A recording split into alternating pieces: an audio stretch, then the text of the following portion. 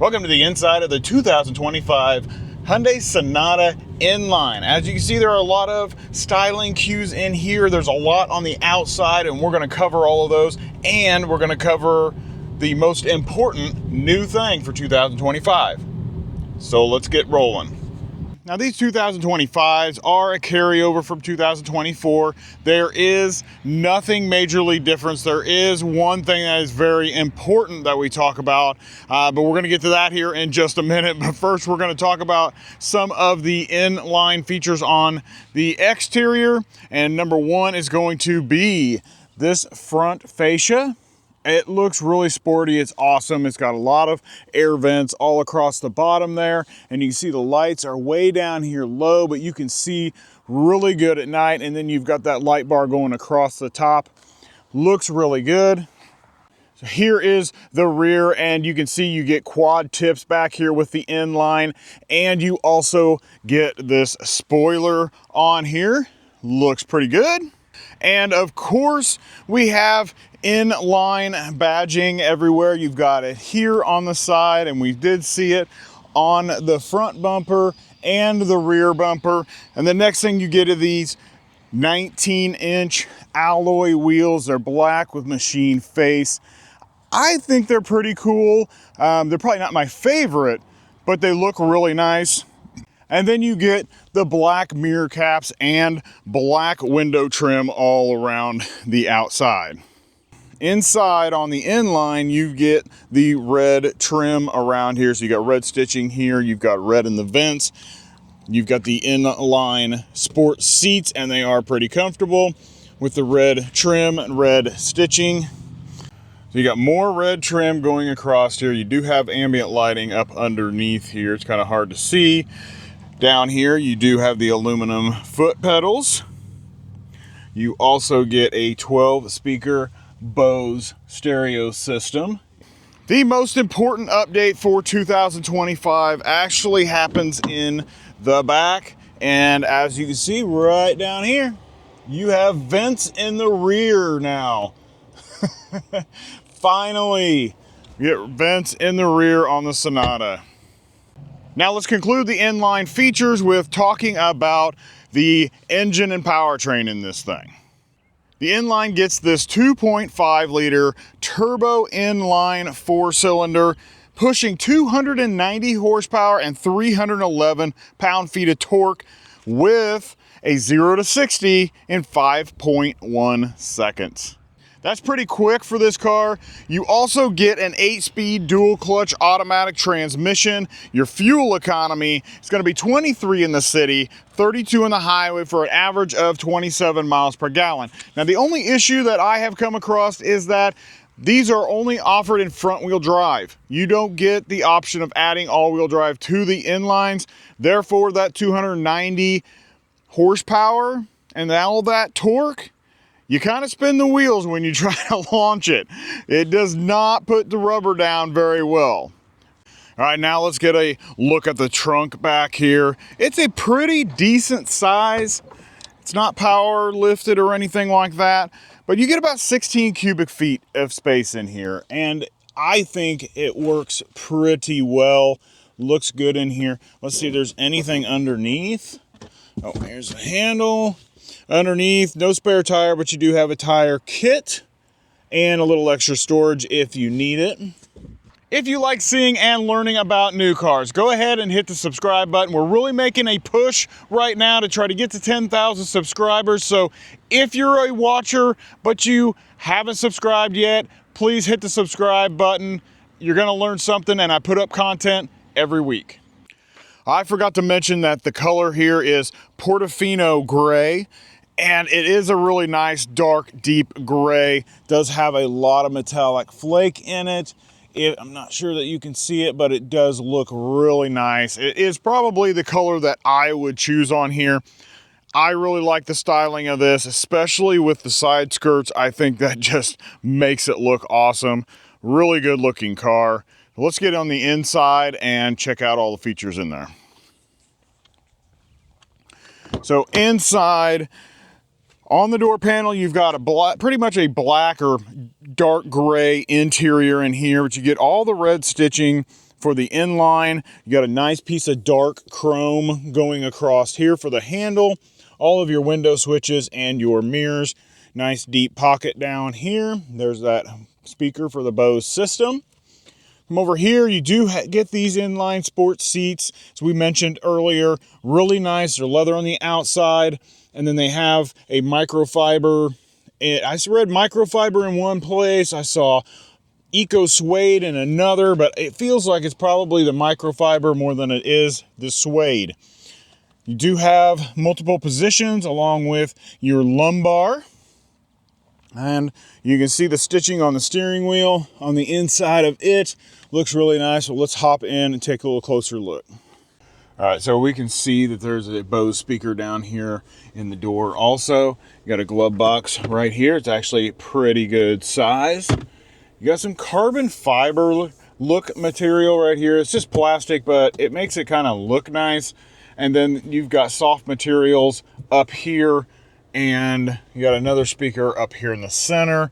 We come across here and you do have this very large panoramic screen right here. It's actually two separate screens, your driver display and your infotainment screen.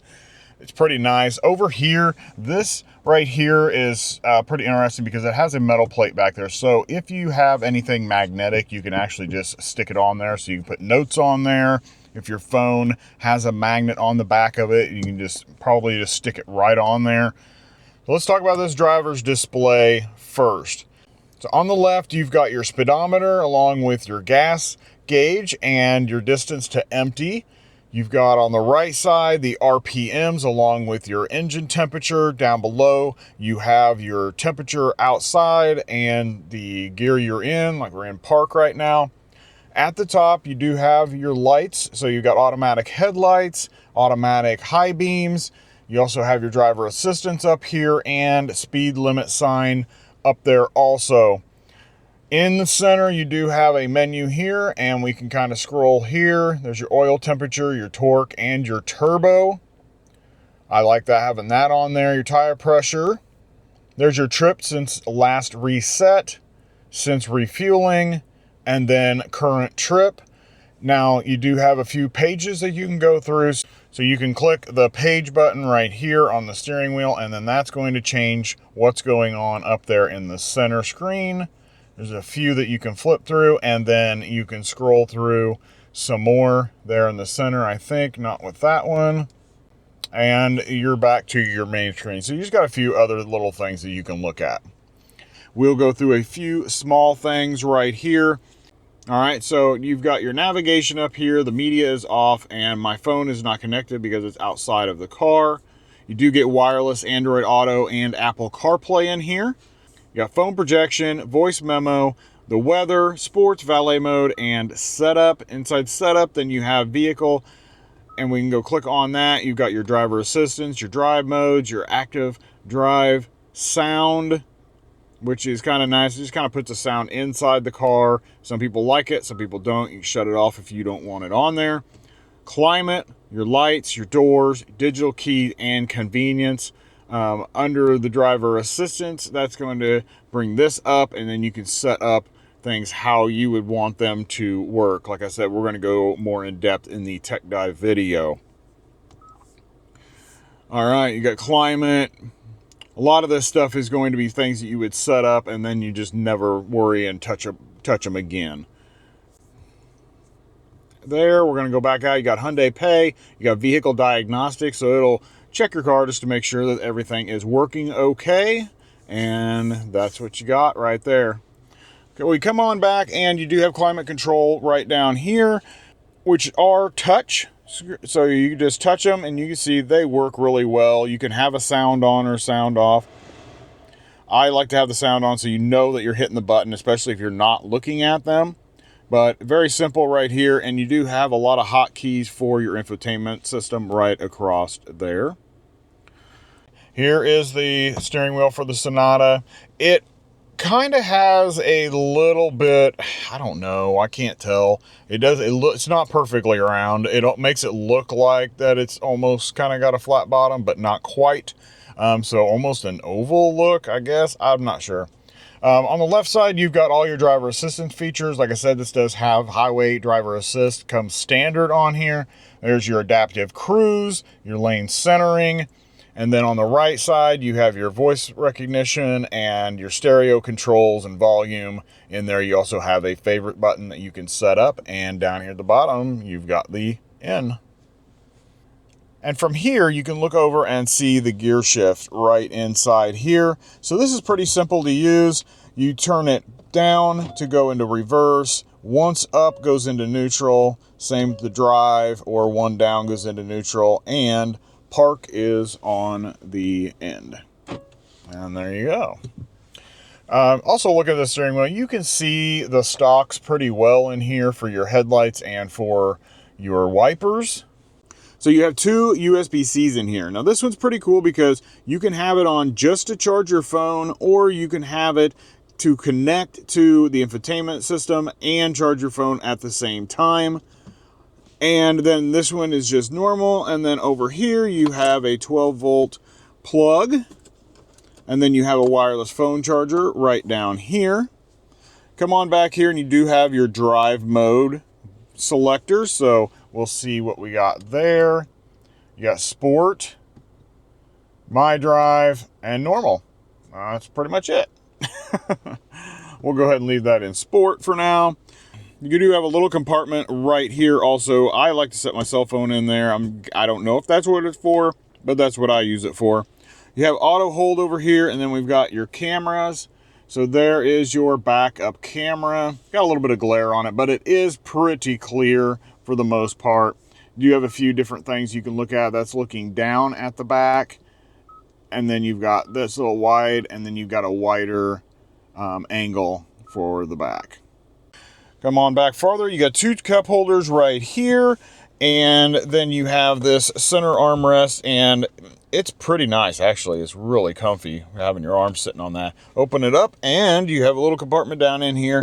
It's not massive, but it is pretty good size for this car. I was really surprised.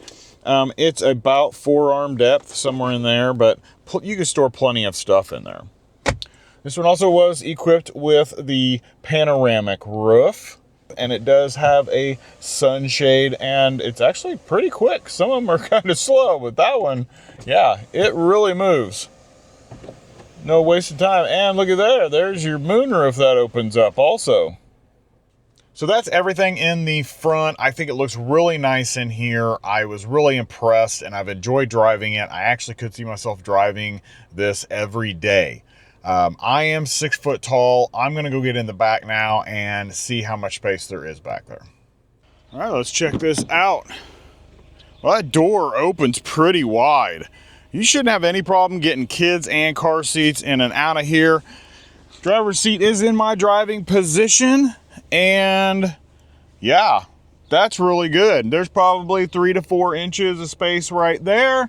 And above my head, I've got another 1.5 inches or so, maybe 2 inches. Really good amount of space back here. I feel comfortable. I don't feel crowded at all. Okay, let's take a look at what's back here for your passengers. Here on the door, this is actually a soft material. So it's nice to see that they brought some of the nicer materials here into the back. And down here, you do have leather with the red stitching and a little bit more of that dark chrome. Down here, this is kind of plastic, and you do have plenty of room down here for your bottle. You got the Bose speaker right here, and this is a nice soft cushion for your elbow. All right, as we get in, you can see, as I mentioned earlier, new for 2025, there are air vents in the rear of the Sonata. Down here, you got 2 more USB-C plugs. On this side, you do have a bungee net on the back there, but you don't have anything on this side. You do have a handle up above right here, and you do have a center armrest with 2 cup holders. That's pretty good, and it's nice and level. I hate the ones that kind of look like they're angled down. Drives me nuts. So that looks good. Seat feel comfortable in here. So I think all of this looks great. The panoramic roof also gives a lot of light in here for this darker material, darker interior. But the real question is, How much does this thing cost? So there was one other thing that they added for 2025. They brought back the SE trim, and it is going to be your base trim, and it's going to start at $26,900. Now, in between the SE and this inline, there's the SEL, SEL Convenience, the SEL Hybrid. Each one of those are going to add about $2,000 to $3,000 each trim level as you go up. And if you want all-wheel drive on any of those, you're going to be looking at an additional $1,500. Now, this inline is going to start at $35,500. This one here, as tested with the options and the destination fee, comes in at $36,610. If you want a little bit more style inside, you can go on up to the limited trim. But I think this inline has the most to offer because of the sporty styling and that engine. It's just an awesome combination. Let's see if we can pop out here and get a 0 to 60, which we can. There's nobody around. All right, stop right here. Okay, we're in sport mode. A little brake torque. Let's go. Oh, yep, spun the tires. Woo! There it is, 60. Man, when it finally grabbed in second gear, that thing just took off. It is really nice, very impressive. Yeah, I really have enjoyed this car. I like the way everything is laid out in here. It's easy to reach, easy to touch. You know where everything is at. The only problem I've had is this piece right here is actually coming out and sticking in my knee when I have my on the accelerator, or when I am in cruise control and I have my knee resting. I'm still kind of pushing against that. So if I was going to get this as a daily driver, I would want to put some padding right in here. That would help out a lot. That's the only thing that I have found that's been annoying to me. But other than that, I like the car. Ride is pretty comfortable, really, because it does have a sport suspension. It is tuned to be a little sportier than the standard Sonata. So if you want a little more comfort, you're going to want to go with the regular Sonata, or you go with the Limited. It's just a trim above this. But I think that this feels really good. It gives you a sporty feel without being too jolting and jarring over bumps. So I think that works out really good. It's a really good blend to kind of right in between. As you saw, the acceleration is really good. This engine sounds really good. It's really strong. They do pipe some sound in through the car. If you want it, you can shut that off. And the gas mileage is pretty good, really. Whenever I've been driving this, I've actually been getting over 30 miles per gallon. There's a couple times where I hit between 32 and 35 for most of my trip. And that is pretty awesome, really. So if that's something that I could expect, and I know that I could expect to get that, especially in the summer months and stuff like that, this would be a no-brainer for me. I definitely would take advantage of this car. Thanks for joining me. Pound the like button if you enjoyed this video. And like I said, we are pushing for 10,000 subscribers, so subscribe if you haven't yet. Then click on the video that's on the screen, and you have a blessed day.